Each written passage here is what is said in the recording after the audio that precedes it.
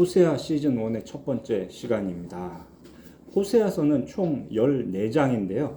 그 중에 1장부터 3장까지를 서론, 4장부터 11장까지를 본론, 12장부터 14장까지를 결론이라고 할 수 있습니다. 첫 시간인 오늘은 서론은 건너뛰고 본론의 시작인 4장 말씀을 자세히 살펴보려 합니다. 4장 1절을 보면 여호와께서 이 땅 주민과 논쟁하신다 하죠. 논쟁한다 라고 번역된 말이 법정에 죄를 고발한다 라는 의미입니다. 결국 4장 이후의 본론은 하나님께서 이스라엘의 죄에 대해서 고발하시는 내용입니다.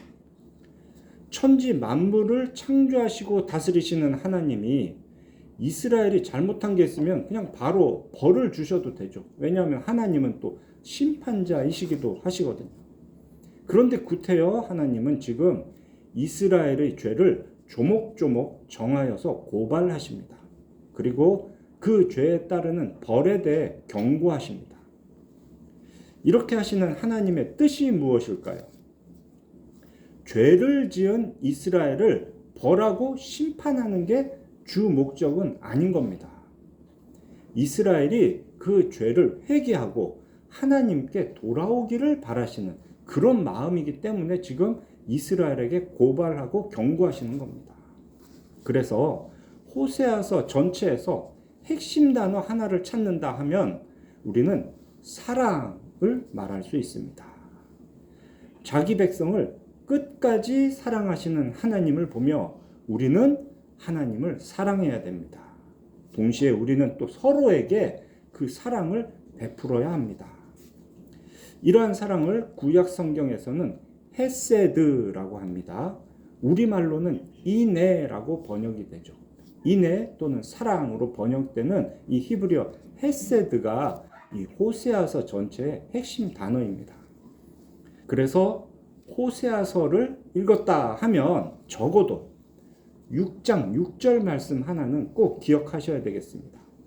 이렇게 돼 있어요. 하나님은 이스라엘 백성에게 인애를 원하고 제사를 원하지 않으신다. 하나님은 이스라엘 백성에게 번제보다 하나님 아는 것을 원하신다. 이런 하나님의 마음을 우리는 호세아라는 그 선지자의 가족을 통해서 알 수 있습니다. 우리가 지난 한 주간 묵상했던 본문 중에서 그 중에서는 그래도 4장이 제일 중요하기 때문에 제가 서론을 설교하지 않고 4장부터 설교를 하지만 서론 중에서도 그 호세아의 가족들은 우리가 모르면 안 돼요. 그래서 우선 그 호세아 가족을 제가 좀 소개하고 다음으로 넘어가겠습니다. 하나님은 이 호세아의 가족을 통해서 이스라엘의 상태가 어떤가를 보여주고 계신 거예요. 호세아 그리고 그의 아내 고멜 그리고 이남 일녀로 구성된 자녀들, 이런 가족 구성원들이 당시 이스라엘을 상징하기 때문에 우리는 기억을 할 필요가 있는 겁니다. 먼저 가장인 호세아는 선지자입니다. 일반적으로 선지자 하면 하나님께 받은 뜻을 말로 표현을 합니다. 그걸 계시한다라고 하죠. 그런데 호세아는 자신의 삶 전체를 통해서 하나님의 뜻을 계시하고 있습니다. 선지자 호세아가 자기의 삶으로 보여주는 그 계시의 핵심은 그가 결혼을 통해서 이룬 가정에 있습니다. 남자와 여자의 결혼은 언약 관계의 가장 기본적이고 확실한 예가 되죠. 하나님은 호세아 선지자의 결혼을 통해서 하나님과 이스라엘 사이의 그 언약 관계를 다시 주목하게 하십니다. 그러니 우리는 호세아의 결혼 이야기를 볼 때 단순히 무슨 막장, 불륜, 드라마를 보듯이 봐서는 안 되는 겁니다. 신명기에서 구체적으로 제시되었던 언약의 복과 저주를 바탕으로 이 말씀들을 보고 이해해야 됩니다.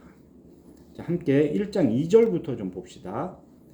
여호와께서 처음 호세아에게 말씀하실 때 여호와께서 호세아에게 이르시되 너는 가서 음란한 여자를 맞이하여 음란한 자식들을 낳으라. 이 나라가 여호와를 떠나 크게 음란함이니라 하시니.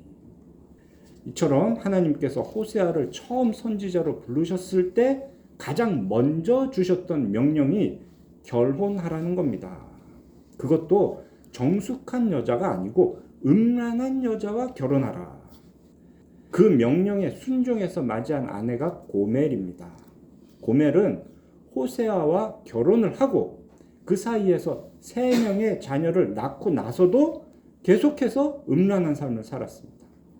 남편인 호세아를 버리고 다른 남자를 쫓아 떠났어요. 음란한 아내 고멜은 하나님을 떠나 바알과 같은 우상을 섬긴 이스라엘의 죄를 상징하는 그런 인물이 되는 거죠. 호세아가 행동으로 보여줄 하나님의 뜻은 이처럼 음란한 여자와 결혼하는 것에서 그치지 않습니다.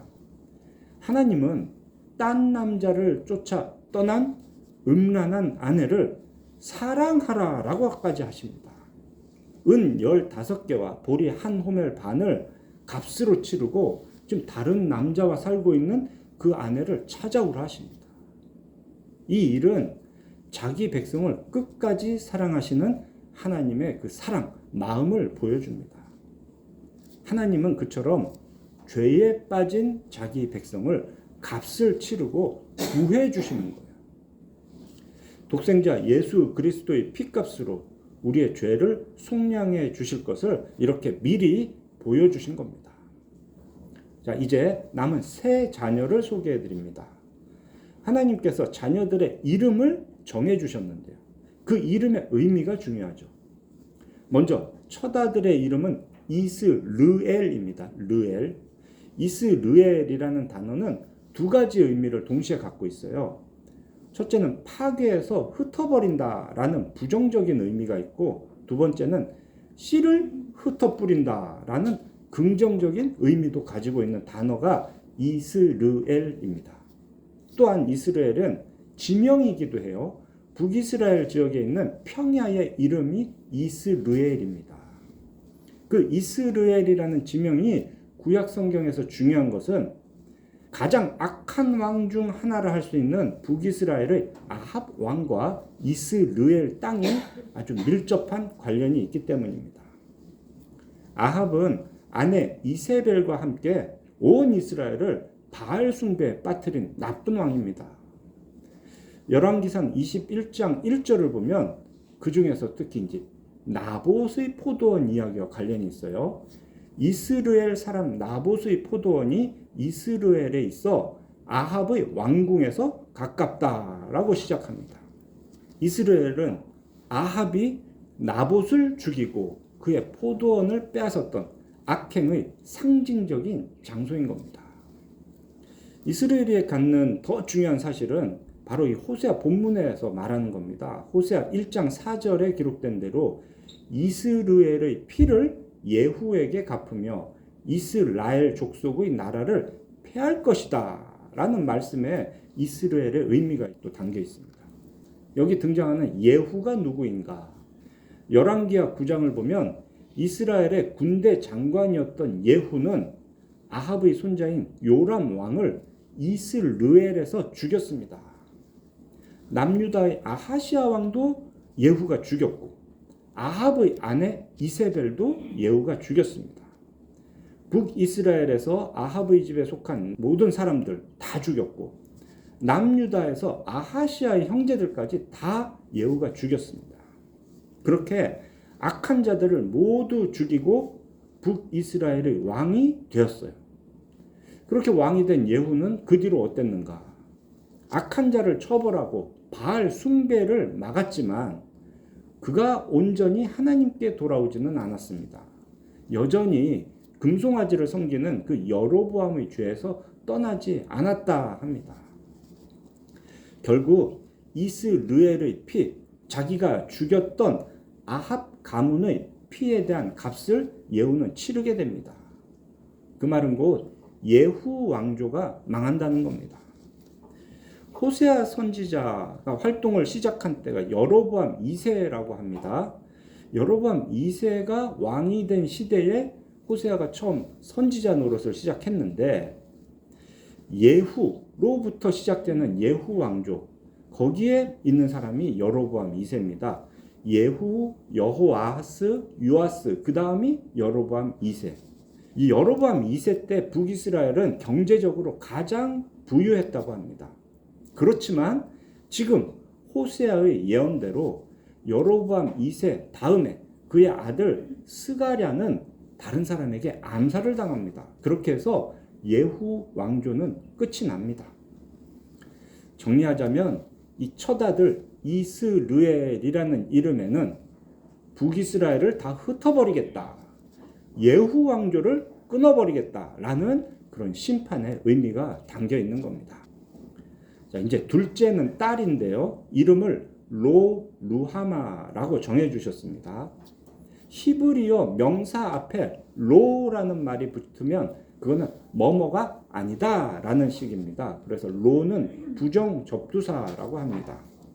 루하마가 명사로 긍휼입니다. 그러니까 어떤 사람의 이름을 루하마라고 하면 하나님이 긍휼을 베풀어 주신다, 이런 의미가 되는데, 루하마 앞에다가 로를 붙여서 이름을 정하라는 거죠. 부정접두어 로가 붙으니까 긍휼이 여기지 않는다라는 부정적인 의미의 이름이 되는 거예요. 이제 마지막 셋째는 다시 아들인데 이름을 로암미라고 정해 주셨습니다. 암미라는 말이 내 백성이라는 명사인데 그 앞에 부정접두어 로가 붙어서 내 백성이 아니다, 이런 부정적인 의미의 이름으로 정해 주신 거예요. 여기에 나오는 루하마, 또 암미, 긍휼 또는 내 백성, 이런 단어들은 모두 하나님의 언약에 아주 자주 등장하는 용어입니다. 거기에다가 부정접두어 로를 붙여서 부정적인 의미로 자녀들의 이름을 지으라는 것은 하나님과 맺은 언약을 깨뜨린 이스라엘의 죄에 대해서 심판하시겠다라는 아주 강력한 경고가 되는 겁니다. 이처럼 이스라엘 사람들은 호세아의 가정을 통해서 자신들의 죄와 하나님의 심판에 대한 경고를 듣고 깨달아 돌이켜야 되는 거예요. 이런 내용들이 1장 1절부터 8절까지 기록이 되어 있는데 그 뒤로 이어지는 1장 10절부터 2장 1절까지에는 또 완전 반대의 이름이 정해집니다. 그 얘기는 뭐냐? 하나님께서는 회복을 시켜주실 것이다 라는 약속도 동시에 주시는 거죠. 자녀들의 이름을 바꿔주신다고 합니다. 먼저 첫째인 이스르엘은 원래 그 단어 안에 부정적인 의미도 있고 긍정적인 의미도 있다 했으니까 이름이 바뀌지는 않아요. 의미만 바뀝니다. 파괴해서 흩어버리겠다라던 부정적인 의미에서 이제는 씨를 흩어 뿌린다, 씨를 심는다라는 식의 긍정적인 의미로 바꿔주시는 겁니다. 1장 11절 보면 유다 자손과 이스라엘 자손이 함께 모여 한 우두머리를 세우고 그 땅에서부터 올라오리니 이스르엘의 날이 클 것임이로다. 이스르엘의 이름을 긍정적으로 바꿔주신 건데요. 이게 이사야 11장 12절의 표현과도 아주 비슷합니다. 여호와께서 열방을 향하여 기치를 세우시고 이스라엘의 쫓긴 자들을 모으시며 땅 사방에서 유다에 흩어진 자들을 모으시리니. 유다와 이스라엘을 한 곳에 모으시고 누군가 한 사람을 통해서 그들을 구원하신다 라는 이 내용, 1차적으로는 바벨론 포로의 심판에서 회복한다는 이야기인데 궁극적으로는 예수 그리스도를 통한 택한 자의 구원을 의미하는 그런 구절입니다. 이처럼 이스르엘은 장차 올 한 씨, 한 명의 아들을 통해서 죄인을 구원하시는 그런 하나님의 뜻이 담긴 이름이 되는 거예요. 이제 둘째는 루하마였죠. 거기서 앞에 부정접도 로를 떼고 그냥 루하마, 긍휼이 여김을 받는 자라고 바꿔주시고, 셋째인 로암미에서는 로를 떼고 암미, 내 백성이다, 내 백성이 되게 하시겠다라고 이름을 바꿔주신다는 겁니다. 우리가 예전에 이사야서를 볼 때도 이와 똑같은 구조였습니다. 하나님은 이사야서 전체를 통해서 심판과 회복, 이 두 메시지를 동시에 보여주셨어요. 초반에는 심판의 비중이 컸지만 점점 갈수록 회복의 비중이 커지죠. 호세아서도 그와 똑같습니다. 초반에는 심판에 대해서 아주 강력하게 말씀하시지만 그런 중에도 계속해서 회복에 대해서 말씀을 해 주십니다. 그러다가 뒤로 갈수록 회복의 비중이 점점 더 커지는 거예요. 우리가 호세아서를 읽었다 하면 이제 이 정도는 아셔야 되는 겁니다. 음란한 아내 고멜, 그리고 세 자녀의 이름이 이렇게 바뀌었다 정도는 기억하시는 게 좋겠습니다. 이 모든 것은 비유가 아닙니다. 진짜 실제로 일어난 일들입니다. 실제로 호세아는 그런 여자와 결혼했고 그런 자녀를 낳았고 그 자녀들의 이름이 이렇게 안 좋은 이름에서 좋은 이름으로 바뀌게 되는 거죠. 북이스라엘 또 남유다 모두 이 호세아 선지자의 가정을 통해서 그들에 대한 하나님의 뜻을 확실히 보게 되는 겁니다. 자, 이제 본론의 시작인 4장 말씀을 자세히 보겠습니다. 1절에서 논쟁이라는 말이 고발한다라고 했던 건 서두에 말씀드렸죠. 앞으로 이스라엘의 죄에 대해서 언약적인 책임을 묻는 재판이 진행되는 겁니다. 이스라엘의 죄는 크게 두 가지 측면으로 제시가 됩니다. 우리가 지난주 여호수아의 말씀에서도 하나님의 율법을 두 가지로 구별했어요. 반드시 해야 되는 이행 명령, 또 절대 해서는 안 되는 금지 명령. 율법은 이렇게 두 가지로 분류가 되는데 그와 똑같습니다. 먼저 하나님의 백성으로서 반드시 해야 되는 명령, 이행 명령을 하지 않은 게 죄인 거죠. 1절 후반부를 보면 진실도 없고 인애도 없고 하나님을 아는 지식도 없다라고 합니다. 이 중에서도 특히 호세아가 강조하는 죄는 하나님을 아는 지식이 없다는 겁니다. 반드시 진실해야 되고 인애를 행해야 되고 하나님을 아는 지식을 갖춰야 되는데 그걸 못하는 것. 그 중에서도 하나님을 아는 지식이 없다는 게 제일 큰 문제인 거죠. 이어지는 6절 보면 이렇게 말합니다. 내 백성이 지식이 없으므로 망한다. 지식이 없는 게 문제인 거예요. 또 뒤에 나오는 6장 3절에서 보면 백성들의 말이에요. 이건 비록 말뿐이기만 합니다. 그래도 여호와를 알자, 힘써 여호와를 알자라고 말하죠. 그게 문제인 줄은 안다는 거예요.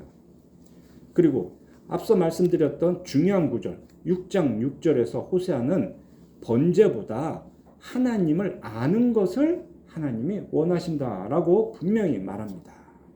그만큼 하나님을 아는 지식이 있어야 돼요. 그거 없는 게 제일 큰 문제가 됩니다.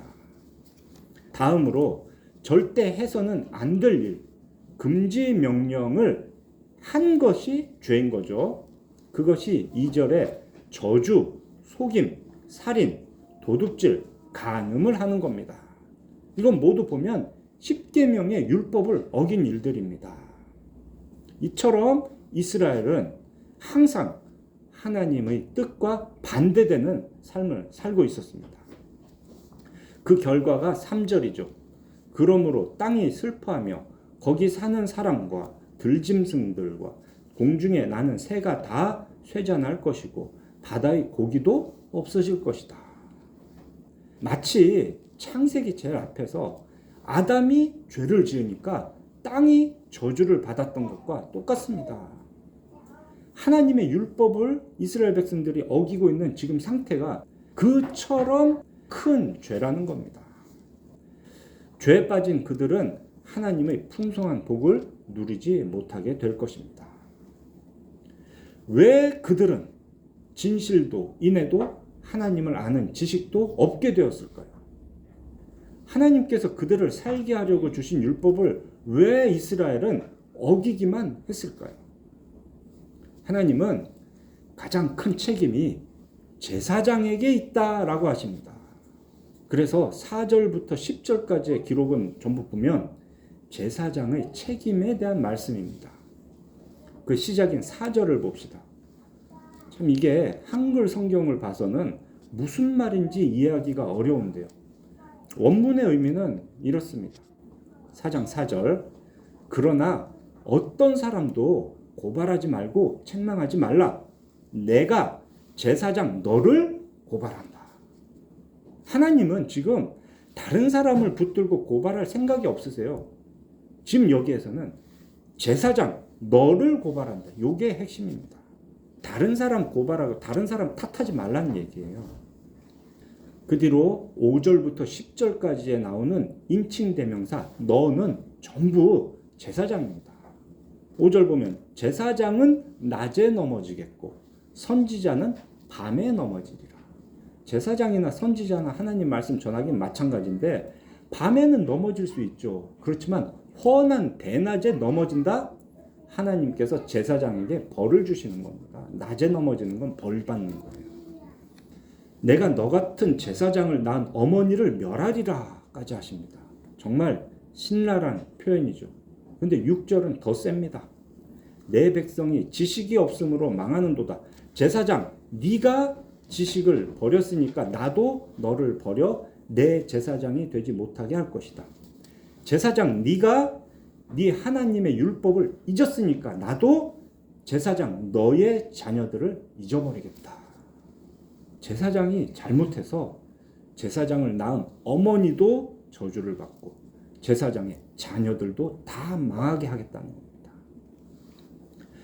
7절과 8절에 묘사된 제사장의 죄는 예나 지금이나 목회자의 모습이 똑같다라는 것을 보여줍니다. 그들 제사장들은 번성할수록 내게 범죄하니 내가 그들의 영화를 변하여 욕이 되게 하겠다.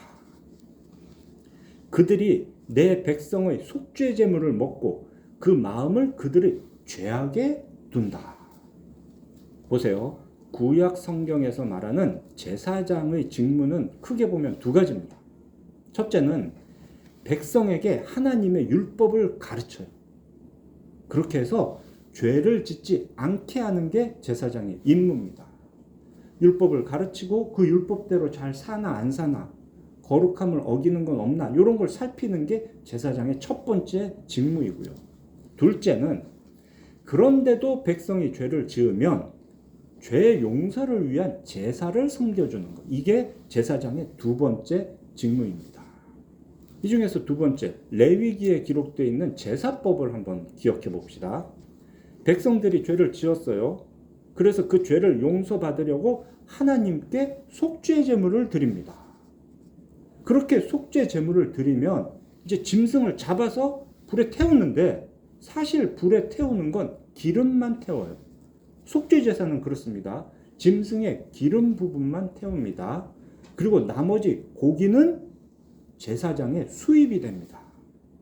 그렇게 속죄 제물을 드려서 죄 용서를 받으면 그 다음에는 화목제를 드립니다.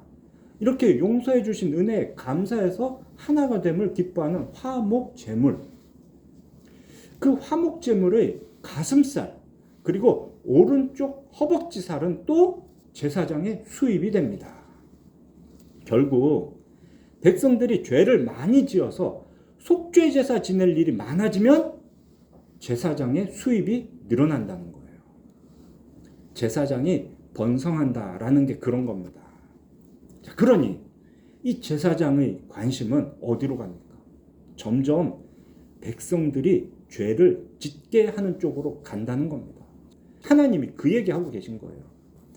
동시에 마땅히 가르쳐야 될 하나님의 율법을 안 가르치게 됩니다. 왜? 율법을 알면 알수록 그 율법에 따라 살라고 계속 옆에서 지시를 받으면 받을수록 죄를 덜 짓게 되니까 죄를 많이 짓게 하기 위해서 율법을 안 가르치는 거예요. 율법을 지켜라 이렇게 지도하지도 않습니다. 근데 그게 제사장의 첫 번째 직무였잖아요. 그렇게 해서 제사장은 오직 관심이 백성들이 죄를 점점 더 많이 짓게 되는 쪽으로만 가는 거예요. 그렇게 해서 속죄를 위한 제사 행위가 늘어나고 재물이 많아지면 자기 수입이 늘어나니까. 당시 이스라엘의 제사장들이 그랬다는 거예요. 결국 그렇게 하다 보니 백성은 하나님을 아는 지식이 없어 망하게 되는 겁니다. 이 말씀 앞에서 오늘날의 목사와 성도들은 항상 자신이 섬기는 교회를 돌아봐야 됩니다. 교회가 커지면, 사람들이 많아지고 건물이 커지면 반드시 목사는 망합니다. 다른 방법이 없어요. 하나님의 말씀이 그렇습니다. 큰 교회 목사들은 더 많은 죄를 지을 뿐입니다. 그 죄의 핵심이 뭐냐? 목사의 사례예요. 교회가 크다고 해서 경제적인 보상을 많이 받는 것은 범죄입니다. 결국에는 하나님께서 그들에게 수치를 당하게 하실 것이 분명합니다. 교회의 규모와 상관없이 교회는 다만 목사의 가족이 살아가는 데 필요한 정도의 주거와 생활비를 제공하면 그것으로 충분합니다. 그런데 한국 교회는 어떻습니까? 교회가 크면 그에 비례해서 목사도 경제적인 보상을 많이 받아야 된다라고 합니다. 큰 교회 목사는 사례가 많고 작은 교회 목사는 사례가 적습니다. 이것은 아주 끔찍한 죄의 논리입니다. 그런 사고방식은 오늘 본문 8절의 기록대로 백성이 죄를 많이 지을수록 제사장의 수입이 늘어나는 그런 구조와 똑같은 거예요. 교회가 그런 식으로 가면 반드시 하나님께서는 직접 바로잡으십니다. 9절과 10절이 그런 내용입니다. 9절, 장차는 백성이나 제사장이나 동일하다. 백성이나 제사장이다, 책임이 똑같아, 다 죄인이다, 이런 얘기 정도가 아닙니다. 이스라엘이 망하는 책임이 하나님을 아는 지식을 가르치고 죄 짓지 않도록 가이드를 하고 속죄 제사를 지내기 위해 특별한 은혜를 입어서 세워진 그 제사장의 책임이 실제로는 더 크다는 겁니다. 그래서 하나님은 제사장들이 한 죄 그대로 벌을 내려주시겠다 하십니다. 10절이 그런 벌의 예예요. 먹어도 배부르지 않고 음행을 하여도 자식을 낳지 못한다. 이는 여호와를 버리고 따르지 아니하였음이니라. 목사가 교회가 커서 재산이 늘어가고 권력이 높아지면 참된 만족은 결코 누리지 못합니다. 그런 목사는 마음이 늘 공허하고 안식을 누리지 못해서 몸은 지쳐가고 정신은 병이 듭니다. 목사에게 가장 비참한 일이 큰 집, 좋은 차, 높은 지위 같은 그런 세상의 것을 통해서 방금 말한 그 공허함을 채우는 것, 자기의 만족을 얻으려는 겁니다. 정말 비참한 일이에요. 사랑하는 우리 필그림교회 성도 여러분, 모든 죄의 근원은 여호와를 아는 바른 지식이 없다는 겁니다. 여호와를 아는 것부터 좀 생각해 봅시다. 여호와를 안다라는 것은 분명 관계에 대한 표현입니다. 하나님과 깊은 신뢰의 관계가 이루어진 게 서로 아는 사이가 되는 거예요. 그게 우리 믿음의 목적입니다. 하나님과 밀접한 관계를 맺는 거. 하나님과 그의 백성의 관계, 또 아버지와 자녀의 관계, 남편과 아내의 관계. 이처럼 밀접한 관계에 대한 표현이 바로 아는 겁니다. 그런데 그와 같은 밀접한 관계를 이루는 근거는 무엇이냐? 결코 감정이나 느낌이 아닙니다. 그처럼 밀접한 관계를 이루는 근거는 바른 지식입니다. 우리를 구원하는 믿음의 정의를 기억하시죠? 하나님에 대한 바른 지식을 갖고 그 지식에 동의하여 전적으로 하나님을 신뢰하는 것. 이번 수요 기도회 때 배울 내용이 딱 요겁니다. 믿음의 시작이 되는 지식은 교회 오래 다니면 저절로 깨달아지는 게 아닙니다. 기도 많이 하면 그냥 자다가도 하나님에 대해서 막 알아지고 그런 게 아니에요. 반드시 하나님에 대한 지식은 다른 사람을 통해 배워서 알게 됩니다. 배우려면 가르치는 사람이 있어야 되죠. 그래서 지금 본문에서 하나님께서는 제사장의 책임이 크다 하십니다. 구약의 언약이 예수님을 통해 성취된 이후로는 이제 그 책임은 제사장 문제가 아니에요. 예수님은 사도들을 가르치셨습니다. 예수님께 배운 사도들은 그렇게 예수님께 배운 것으로 성도들을 가르쳤습니다. 목사는 그와 같은 사도들의 가르침을 따라 성도들을 가르치는 사람입니다. 그러니 목사의 가장 중요한 책임은 성도들에게 하나님이 어떤 분이신가를 가르치는 일입니다. 설교는 목사의 말을 듣는 시간이 아닙니다. 하나님에 대해 배우는 시간입니다. 하나님을 아는 지식을 갖추는 것에 가장 중요한 시간이 설교입니다. 하나님에 대한 지식은 또 완성된 성경에 다 들어 있습니다. 오직 성경이면 충분합니다. 그러니 설교 중에 성경 말씀 말고 개인적인 간증이나 또 세상에서 일어나는 사건들을 통해서 하나님을 설명하고 하나님을 알려고 해서는 안 됩니다. 왜냐? 그와 같은 개인적인 경험도 그렇고 세상에서 지금 일어나고 있는 사건들도 그렇고 다 보는 사람에 따라서 다르게 해석할 수 있기 때문입니다. 그러면 또 이런 질문도 하실 수 있어요. 목사님, 성경도 보니까 보는 사람마다 다 다르게 해석하던데요? 맞습니다. 성경도 보는 사람마다 다 다르게 해석할 수 있지만 그래서 교단이 나눠져 있는 거예요. 제대로 된 교단에 속해 있는 목사라면 자기 마음대로 성경을 해석하지 않습니다. 오직 그 교단이 고백하는 신앙 고백에 근거해서 성경을 해석하고 설교합니다. 같은 교단 안에서도 혹시 어떤 말씀에 대해서 이해하는 데 중대한 차이가 생기면 공회의를 열어가지고 결정을 합니다. 그러면 그게 또 신앙 고백에 추가가 되는 거예요. 성도님들은 그런 식으로 가르쳐지는 공적이고 보편적인 하나님의 말씀을 배워서 하나님을 아는 지식을 갖추셔야 합니다. 하나님을 아는 지식은 결코 쉬운 내용이 아닙니다. 아무리 눈치가 좋은 분이라 해도 눈치껏 배울 수 있는 내용이 아니에요. 아무리 이해력이 좋은 사람이라 해도 혼자 성경을 읽어서는 결코 의미를 알 수 없습니다. 목사의 설교를 듣고 또 교회 역사에서 정리된 신앙 고백을 배워서 하나님의 뜻을 바르게 배워야 합니다.